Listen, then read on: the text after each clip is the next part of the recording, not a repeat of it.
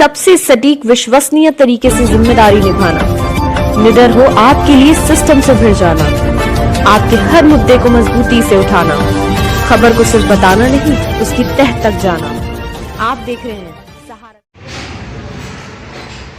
MIM के बहुत ही तेज तर्रार और युवा कार्यकर्ताओं में शुमार होने वाले एक बहुत ही अच्छे प्रखर वक्ता भी हैं और अच्छी भावनाओं के साथ में वो राजनीति कर रहे हैं और उन्होंने हमेशा बिल्कुल समता मूलक समाज की स्थापना पर बल दिया है और समानता की बात की और न्याय को ये ज़्यादा पसंद करते हैं, चाहे किसी को बुरा लगे या भला लगे, लेकिन ये जो बात करते हैं बहुत स्पष्ट करते हैं। अगर किसी के साथ अन्याय हो रहा तो उस पर खड़े हो जाते हैं, उसको सहानुभूति देते हैं और अगर गलत होता है तो गलत कहते हैं। हम उनसे बात करेंगे, वो खुद बताएंगे और पूरी और ख़ास तौर पर जो कानपुर के अंदर जो घटना हुई है इस पर भी बात करेंगे, पूर्ण रूप से वो पूरा बताएंगे।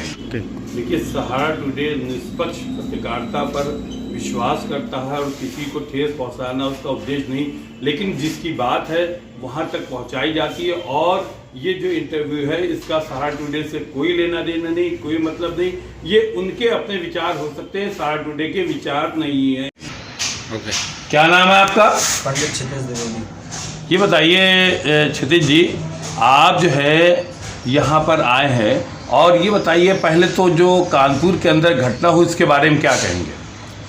देखिए, जो कानपुर के अंदर घटना हुई और जो कानपुर के अंदर जो आजकल माहौल चल रहा है उसकी कड़ी निंदा होनी चाहिए। घटना नहीं होनी चाहिए थी, लेकिन अगर घटना हुई है तो इसमें दोषियों को पकड़ा जाए और उनको सजा दी जाए।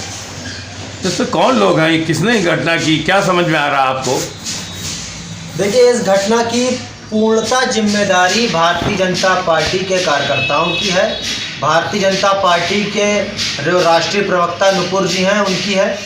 उनको जेल में डालना चाहिए। और कानपुर के अंदर जो घटना हुई उसमें पूरा रोल भगवाधारियों का था, क्योंकि जो लोग जुमे की नमाज पढ़ के आ रहे थे उनके ऊपर पहले पत्थरबाजी छतों से हुई, उसके बाद सामने से हुई, पेट्रोल बम चले, बमबारी हुई। तो ये पूरी एक प्लानिंग थी उन जो जमात के लोगों को मारने की, जो बिल्कुल सही नियत से जो मोहम्मद साहब के कहने पर चलते हैं और जो नमाज़ पढ़ के आ रहे थे उन पर। नहीं तो ये बताएं, तो ये कहा जा रहा है कि वो तो नमाज क्या पढ़ रहे थे, उसके बाद निकले तो उग्र हो गए, तो क्या कुछ समझ में आ रहा है आपको? देखिए, उग्र किया नहीं, उग्र हुए नहीं, उनको उकसाया गया। अगर कोई पक्ष क्रिया करेगा तो उसका प्रतिक्रिया दिया जाएगा। आप उधर से भगवा पहन के, आप उधर से पेट्रोल बम लेके, गुम्मा लेके, अद्धा लेके आप हमको मारोगे तो हम क्या एक गाल दूसरा दे देंगे कि हमको मारो? हो आप क्रिया करोगे तो प्रतिक्रिया मिलेगी। आप उनको जाने देते, हम लोग भी चले गए होते। मैं तो आज भी कह रहा हूँ, पूर्णतः जिम्मेदारी भगवाधारियों की है। फोटो दिखाई दे रही है, आपने गिरफ्तार नहीं किया। क्या समझ में आ रहा है, क्यों नहीं गिरफ्तार कर रहे हैं? पुलिस प्रशासन की मिलीभगत से और भारतीय जनता पार्टी की सत्ता है, उनकी मिलीभगत से और यहाँ के जो बड़े बड़े दिग्गज नेता हैं बीजेपी के, उनकी मिलीभगत से उन सबके ऊपर कार्रवाई रोक दी गई और केवल एक पक्ष के ऊपर कार्रवाई की गई। सरकार का दुरुपयोग हो रहा है। सरकार का दुरुपयोग तो 2014 से हो रहा है। 8 साल हो गए। भारत की GDP ग्रोथ 8 साल के अंदर देख लीजिए आज कितनी है, 7.1। आज का रेट बता रहा हूँ मैं, पहले कितनी थी? 10% चलती थी, आज 7.1 पे आ गई। 7 साल 8 साल से गिरती चली गई GDP की ग्रोथ। और महाशक्ति बनाएंगे भारत को, ऐसे महाशक्ति नहीं बनेगी। राजनीति कर रहे हैं, सियासत कर रहे हैं, सियासत करिए। किसी धर्म का अपमान करेंगे तो कफन बांध के रोड पर आ जाएंगे, कुछ नहीं कर पाएंगे। ये बताइए कि जो नुपुर का मामला है वो अंतर्राष्ट्रीय हो गया, इसका जिम्मेदार कौन है? इसकी जिम्मेदार भारतीय जनता पार्टी है। इसके जिम्मेदार नरेंद्र मोदी की हुकूमत है। इसका जिम्मेदार भारत नहीं है। भारत किसी से माफ़ी नहीं मांगेगा। नरेंद्र मोदी माफ़ी मांगे, भारत नहीं झुकेगा। बीजेपी के लोग झुकेंगे, बीजेपी के कार्यकर्ता और बीजेपी का जो सत्ताधारी पक्ष है वो झुकेगा, भारत नहीं झुकेगा। भारत नहीं झुकेगा। भारत को झुकने नहीं देंगे।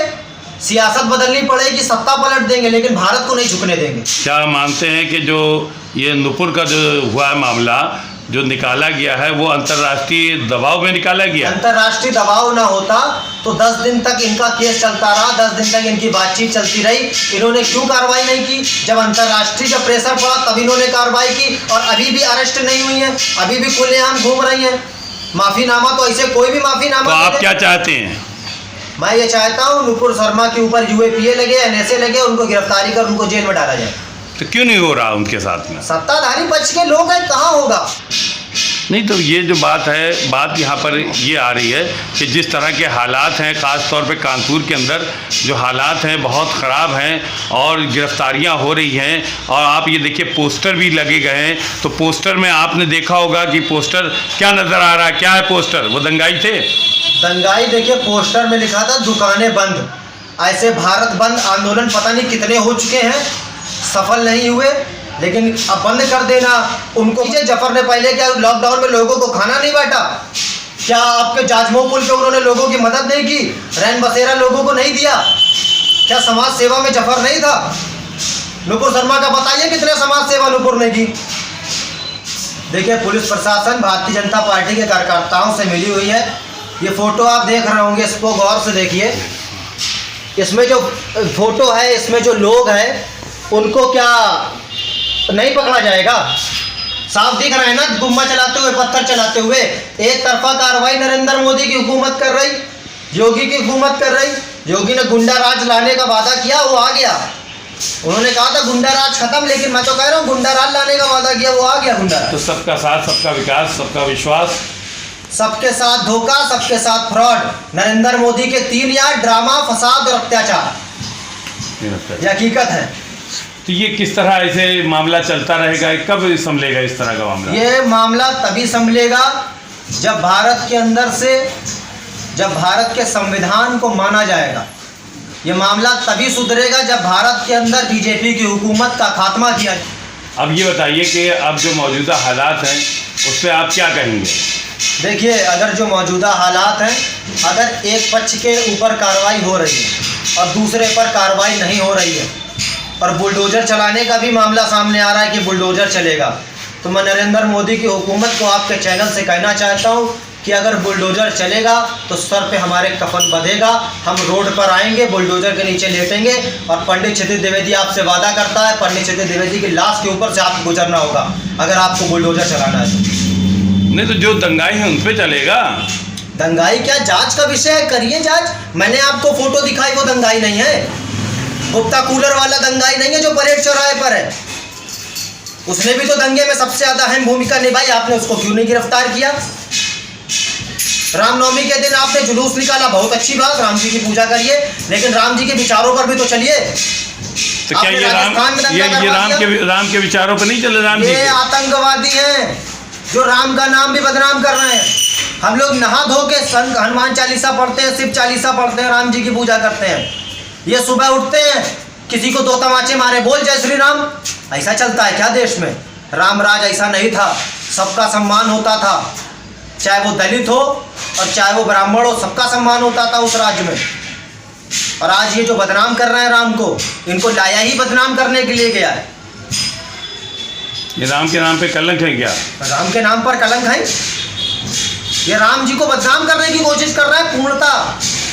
जो हकीकत है इस देश की, ये किसी भी धर्म को नहीं मानते।